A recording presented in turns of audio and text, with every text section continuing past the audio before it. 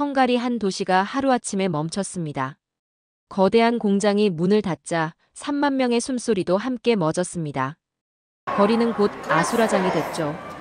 울음 섞인 외침이 쏟아졌습니다. 우리가 뭘 잘못했나요? 왜 우리에게 일어나요? 사람들의 목소리는 분노와 절망으로 뒤엉켜 있었습니다. 저는 그 현장을 멀리서 지켜봤습니다.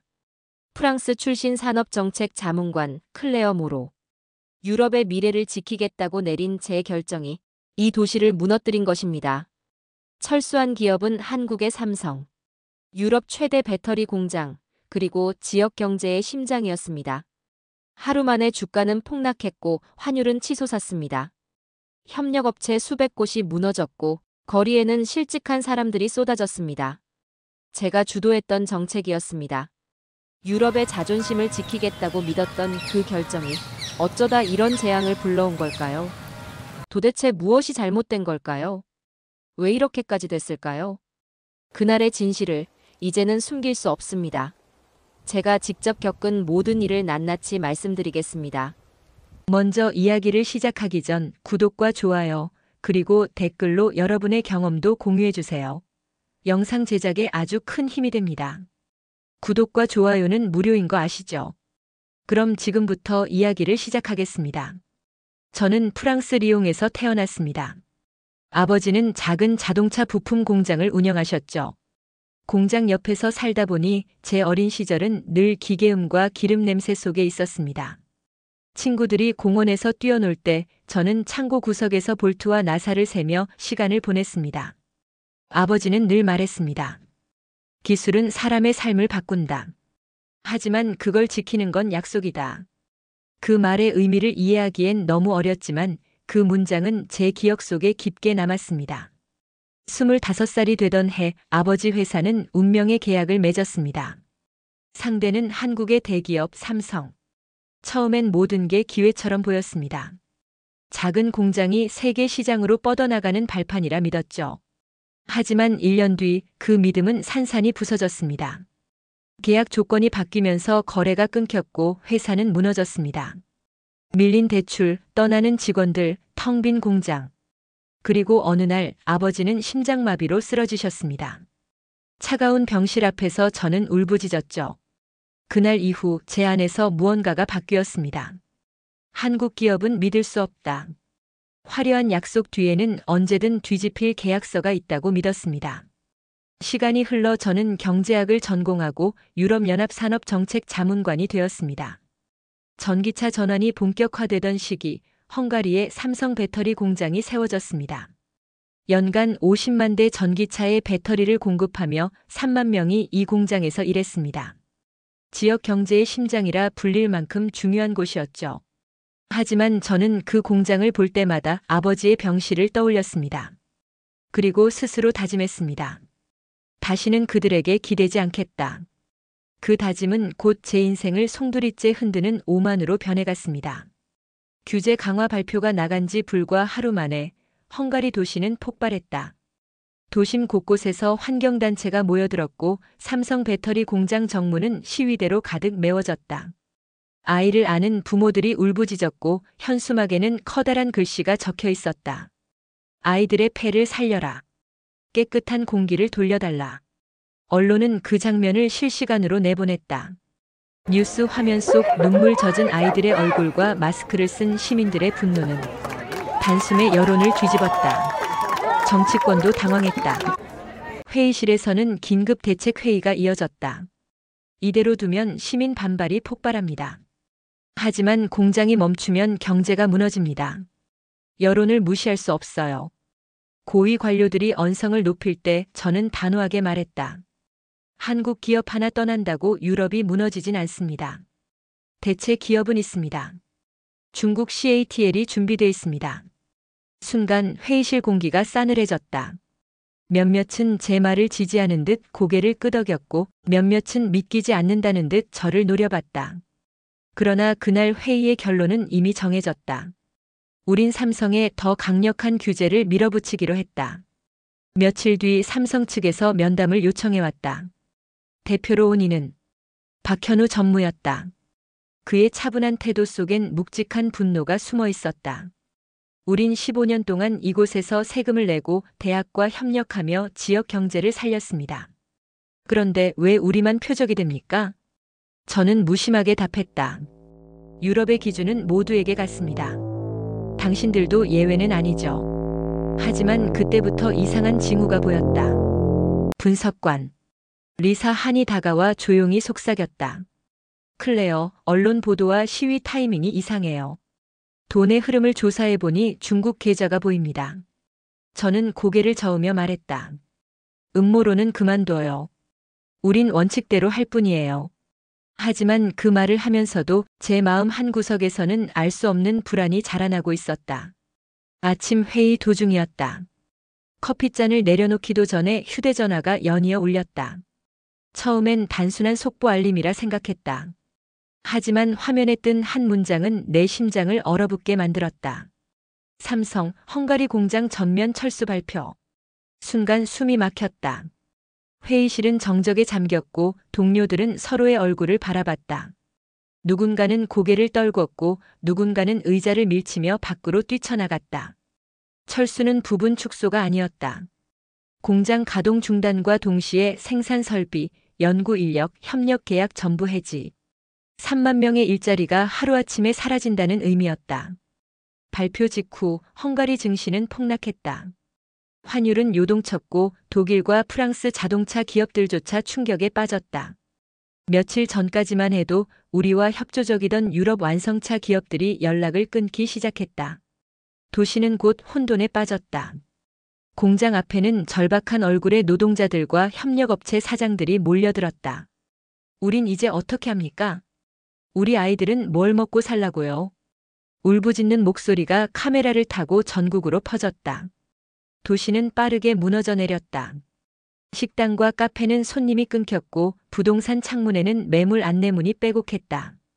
공장 하나가 사라지자 도시 전체의 숨결이 멎었다. 밤이 되자 경제 지표는 끝없이 추락했다. 주가는 바닥을 뚫었고 프랑스 언론은 헝가리 경제 붕괴 임박이라는 제목을 내보냈다. 모니터 속 붉은 그래프를 보며 손이 덜덜 떨렸다. 그제야 박현우 전무의 마지막 말이 떠올랐다. 정말 이 선택이 옳다고 믿습니까? 후회하지 않을 겁니까? 그때는 웃어넘겼지만 지금은 그 말이 가슴을 찔렀다. 후회가 밀려왔다. 그러나 이미 너무 늦었다. 역시 삼성의 철수 발표가 나간 지 하루 뒤 도시는 완전히 무너졌다. 폐업 안내문이 붙은 가게들, 광장에 모여 울부짖는 실직자들, 아이를 안고 하늘만 바라보는 부모들. 그 풍경을 창문 너머로 바라보며 숨조차 쉬기 힘들었다. 이 모든 사태가 내 손끝에서 시작됐다는 사실을 인정하고 싶지 않았다. 그때 사무실 문이 거칠게 열렸다. 분석관 리사 한이 숨을 헐떡이며 들어왔다.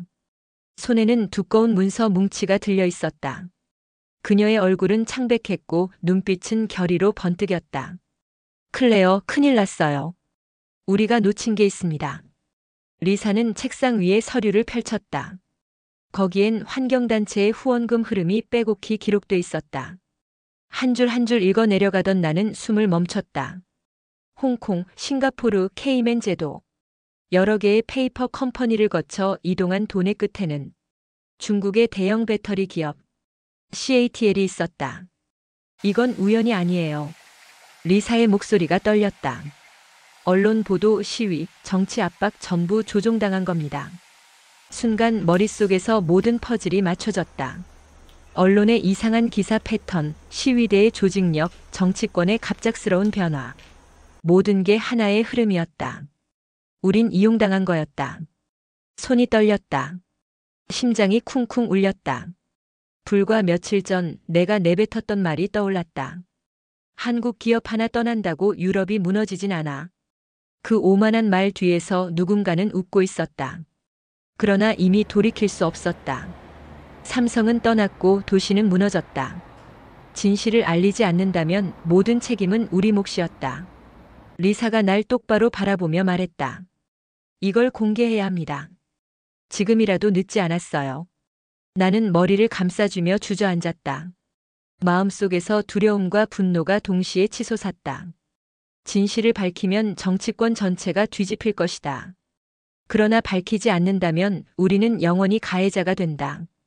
그리고 그날 밤 나는 결심했다. 설령 모든 걸 잃더라도 진실만은 밝히겠다고. 밤새 리사가 건넨 자료를 다시 읽었다.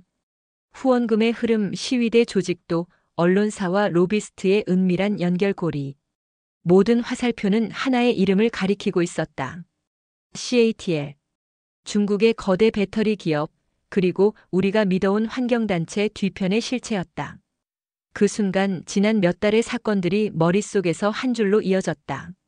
이상한 기사 타이밍, 시위대의 조직력, 정치권의 갑작스러운 움직임. 우린 처음부터 누군가의 각본 속에서 놀아나고 있었다. 하지만 세상은 진실을 몰랐다. 사람들은 여전히 우리가 오만하게 한국 기업을 내쫓았다고 믿고 있었다. 그 믿음은 분노가 되어 도시를 무너뜨렸고 수만 명의 삶을 파괴했다. 새벽녘 나는 결심했다. 진실을 숨기지 않겠다. 그리고 무엇보다 헝가리를 살리려면 삼성과 다시 마주해야 했다. 총리실 회의실은 전쟁터 같았다. 장관들은 서로를 탓했고 경제 수치는 끝없이 추락했다. 총리는 깊은 눈 밑 그림자를 들이운 채 물었다. 클레어, 방법이 있나? 나는 떨리는 손으로 자료를 내밀었다. 배후는 중국입니다. 우리는 이용당했습니다. 회의실은 정적에 잠겼다. 누군가는 놀란 얼굴로 나를 보았고 누군가는 믿지 못한다는 표정이었다. 이걸 공개해야겠군. 총리가 낮게 말했다. 네. 그리고 사과해야 합니다. 사과? 우린 잘못했습니다. 그걸 인정해야만 한국과 다시 협상할 수 있습니다. 잠시의 침묵 후 총리는 고개를 끄덕였다. 좋다. 한국으로 가겠다. 내가 함께해야 한다. 그 순간 내 가슴이 철렁 내려앉았다. 한국. 내가 가장 미워했던 나라. 하지만 이번만큼은 그들을 마주해야 했다. 며칠 뒤 비행기에 몸을 실었다. 창밖으로 보이는 헝가리 도시는 어두웠다. 불 꺼진 공장, 텅 빈 거리, 절망에 잠긴 사람들. 그리고 나는 속으로 다짐했다. 이제는 편견이 아닌 진심으로 마주해야 한다. 인천공항 문이 열리자 따뜻한 공기가 얼굴을 스쳤다.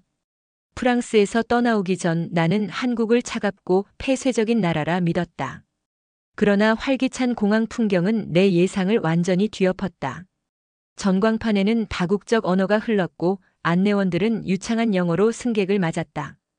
바쁘게 움직이는 사람들의 표정 속에는 묘한 생동감이 있었다. 창밖으로 보이는 도시는 반짝였고 고속도로 위를 달리는 전기버스와 자율주행 택시는 내 눈을 사로잡았다. 내가 미워했던 나라는 이렇게 앞서가고 있었다. 서울 시내로 향하는 동안 내 마음속 두려움은 점점 커졌다. 삼성과의 협상은 단순한 외교 문제가 아니었다. 이건 내 인생과 명예, 그리고 한 도시의 운명이 걸린 문제였다. 삼성 본사 앞에 도착했을 때 심장이 요동쳤다. 유리로 된 거대한 건물, 보안 검색을 통과하는 직원들, 질서정연하게 움직이는 사람들. 유럽에서 봤던 어느 기업보다도 차가운 위용을 자랑했다. 준비됐어요? 리사가 조용히 물었다. 나는 숨을 고르며 고개를 끄덕였다. 후퇴는 없어요. 이번엔 진심으로. 엘리베이터 문이 열리고 회의실 복도로 걸어 들어갔다. 벽에는 삼성의 글로벌 프로젝트 사진들이 걸려 있었다. 그중엔 헝가리 공장의 사진도 있었다. 가슴이 철렁 내려앉았다. 문이 열리자 박현우 전무가 앉아 있었다. 그의 시선은 날카롭고 차가웠다. 유럽에서 온 손님이군요. 클레어 모로입니다. 짧은 정적. 그리고 싸늘한 첫 만남이 시작됐다. 첫 회의는 냉정했다. 우리는 CATL의 음모 증거를 내밀었지만 박현우 전무는 표정을 바꾸지 않았다. 증거는 흥미롭습니다. 하지만 우리와 무슨 상관이죠? 그의 말은 차가운 칼날 같았다. 헝가리는 속았습니다. 그리고 우리는 사과합니다. 내 목소리가 떨렸다. 하지만 도시를 살리려면 당신들의 힘이 필요합니다. 박현우 전무는 잠시 나를 바라보다 고개를 저었다. 우린 이미 떠났습니다. 장비는 해체 중이고 인력은 복귀했습니다. 회의실 공기가 얼어붙었다. 회의가 끝난 후 리사와 함께 서울 거리를 걸었다. 낯선 도시 풍경이 눈에 들어왔다. 빌딩 숲 사이 골목마다 숨쉬는 가게들, 밤늦게까지 불 켜진 카페, 노트북을 두드리는 청년들과 한강을 달리는 사람들. 클레어, 여긴 이상해요. 리사가 속삭였다. 무슨 뜻이에요? 이 도시는 스스로 살아있어요. 헝가리와는 다르게. 그 말이 가슴에 박혔다. 내가 미워했던 나라는 사실 우리가 몰랐던 힘을 가진 나라였다. 그날 밤 호텔 창가에 서서 서울의 불빛을 바라봤다. 그리고 다짐했다. 이번엔 내 모든 걸 걸고 싸우겠다. 다음 날 아침 최종 협상이 열렸다. 회의실 공기는 살을 애는 듯 차가웠다. 삼성 측 임원들, 한국산업부 관계자들, 우리 유럽 대표단이 긴 테이블을 마주했다. 총리가 먼저 고개를 숙였다.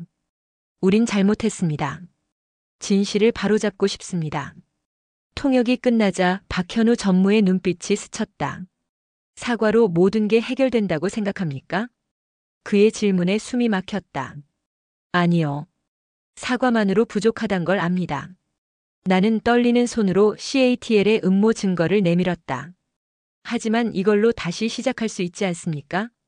박현우 전무는 잠시 침묵했다. 그리고 낮게 말했다. 우린 조건이 있습니다. 그 조건은 간단하지만 무거웠다. 신뢰를 먼저 증명하라. 협상은 끝나지 않았다. 하지만 그날 작은 불씨가 다시 살아났다. 그리고 나는 알았다.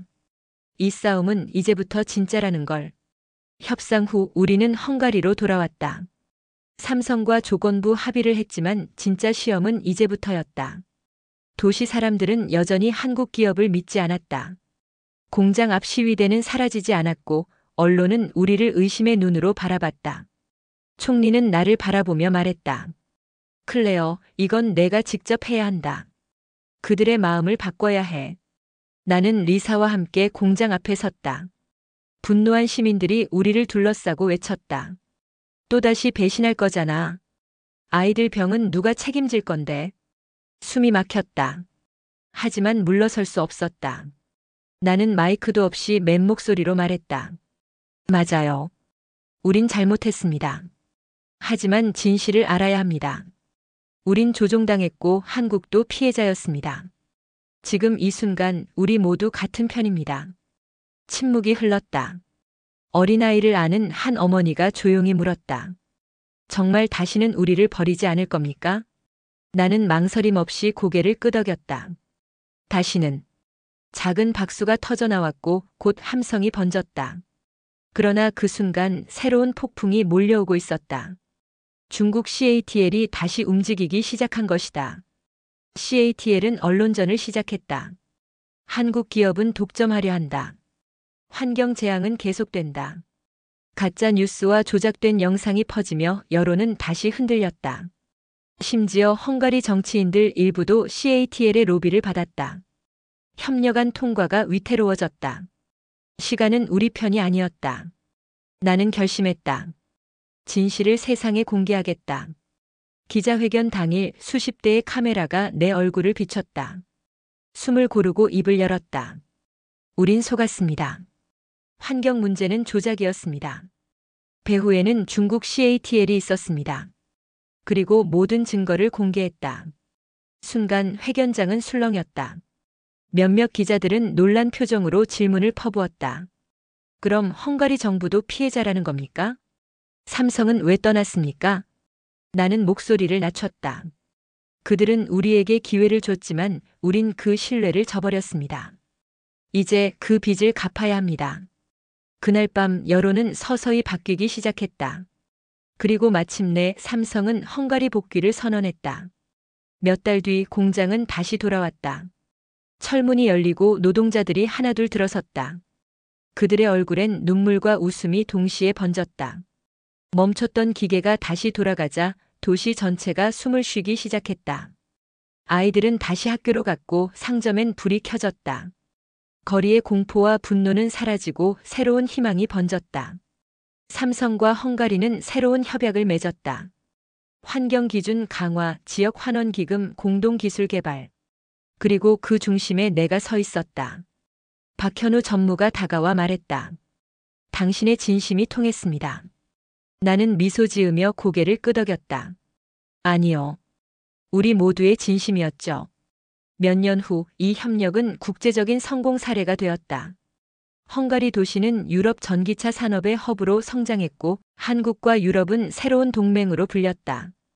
그리고 나는 한때 한국을 미워하던 사람이었다는 걸 믿기 힘들었다. 그들의 기술과 진심을 직접 본 후 내 편견은 무너졌고 존경으로 바뀌었다.